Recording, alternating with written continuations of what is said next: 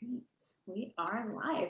Well, welcome everyone. My name is Jennifer Storm, and I'm here on behalf of the National Crime Victim Law Institute. Welcome to our RISE, Rights in Action, The Difference a Lawyer Can Make. This is a live series that we have been hosting over the course of the last 6 months to create awareness of victims' rights, to highlight the legal work of our RISE clinics, and discuss how NCVLI supports attorneys across the country as we all collectively fight to ensure that victims have a voice in justice. So we are here live every third Wednesday of each month to speak with one of our legal partners across the country, really just to highlight the great work that they're doing, engaging, elevating, enforcing, and activating victims' rights. The National Crime Victim Law Institute fields thousands of technical assistance requests annually, and we encourage you and anyone to seek out our expertise anytime you have a question or a comment or any curiosity around victims' rights. If you're working with crime victims and you need assistance in how to creatively assert their rights, that is what NCVLI really is here for. That is the heart of the work that we do. So this month, we're really excited that we have Sarah Ford with us. So hello. Sarah is the legal director of the South Carolina Victim Assistance Network. So welcome to the series. Thank you so much, not just for the incredible work that you do, the time, the dedication, the expertise, but thank you for giving us a little bit of that time today too for folks to learn about you guys. So tell us a little bit about yourself, about the clinic, and about the work that you do.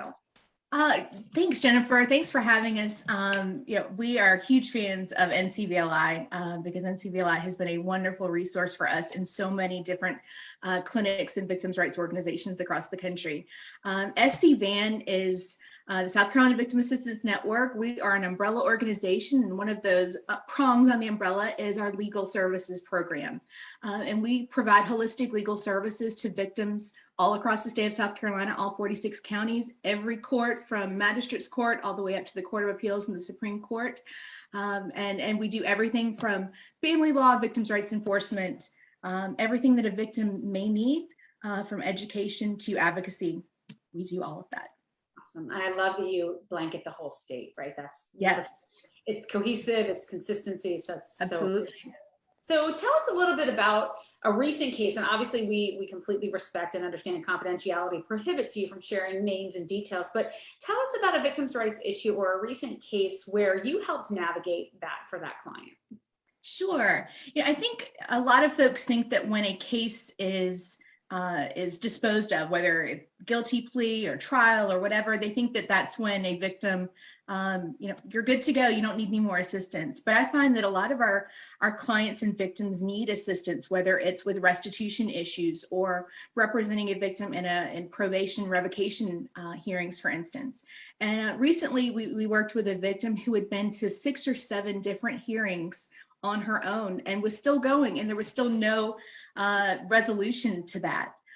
So we were happy to work with her. We were able to get her a permanent restraining order that she wasn't able to secure on her own. We were able to represent her in those hearings and really advocate for her position because it doesn't necessarily end at the time of sentencing sometimes, especially when there's probation or even parole hearings, for instance. So, we're always happy to help victims no matter where they are in the criminal process. And this particular case, we were really glad to be able to get that protective order for her permanently. So it was a good result. Wonderful. Well, I'm happy. And you're right. So often when the case concludes, right, right, with sentencing, most folks just think, oh, it's over. And there's still all of these rights and a litany of experiences and interactions that victims and survivors have to still engage the system. Absolutely. So tell me, in a case like this, would that victim have been able to navigate the system without a lawyer? Would they even have known that they had the right to have a lawyer? And, really, let's get to the heart of this topic, right? Like, what was the difference that you were able to make as a lawyer in the court? Well, I think this particular victim and so many that we work with, after dealing with cases for months, years, they say, I don't want to deal with this. I just want to be done with this. Even though they really don't want to, they just can't go through that on their own. And so I think when they have an attorney or an advocate to take that position for them, to stand up for them and advocate for their right to go through all that they've dealt with, and they have somebody that's doing that for them and only for them, I think it makes a really, really big difference. And I think that when victims know that they have the right to have an attorney at all different phases of the criminal process, it really gives them a sense of security and even taking back some of that control that's been taken from them, when they've been victimized. So let's talk about NCVLI. How has NCVLI been able to support you in the work that you do and the work that your clinic does? Are there specific technical resources they were able to offer? How are they able to help? Oh, NCVLI is the best. I know that they get emails from me. Oh, they're like, oh, Sierra Ford SDVAN is back. But, they are absolutely fantastic. Whether it's a technical assistance question, they are always, quick to respond. I use the pleadings resource on the NAVRA site all of the time, looking at just, how do our victim rights compare to other states? There are so many wonderful resources that NCVLI provides.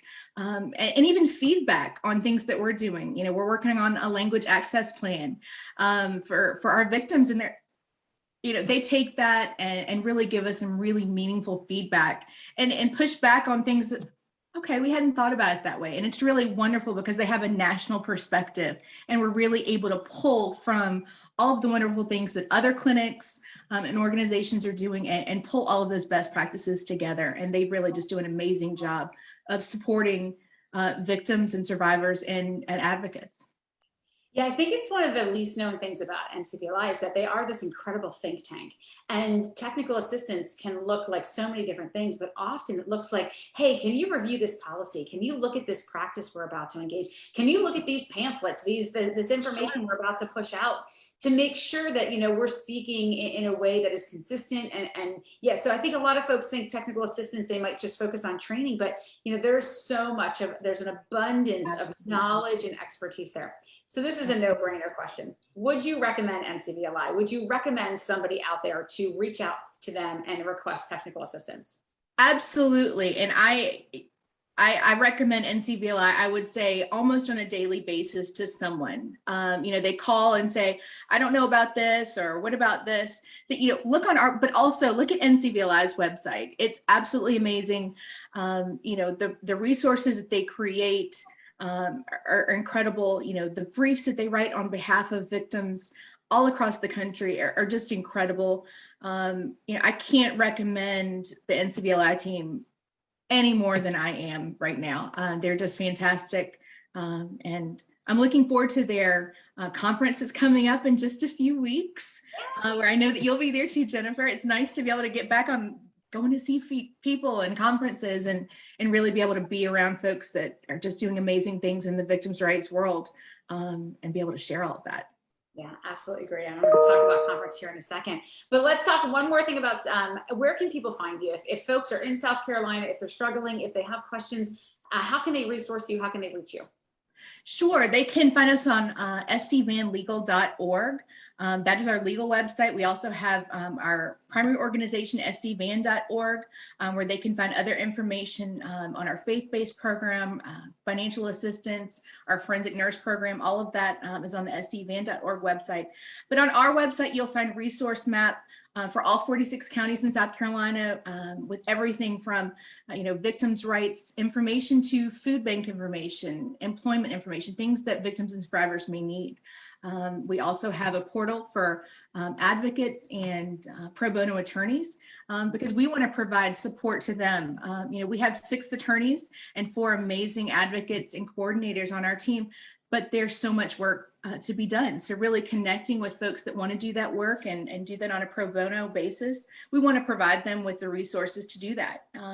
So you can find us there. We have an app for advocates, particularly in rural communities, that's helpful, that they can communicate with each other. We have a forum for them. So, and also on Facebook and Instagram. So we're all over, similar to NCVLI, and we would love to be able to help answer questions for victims. They can do an online intake, and we're happy to help at any point.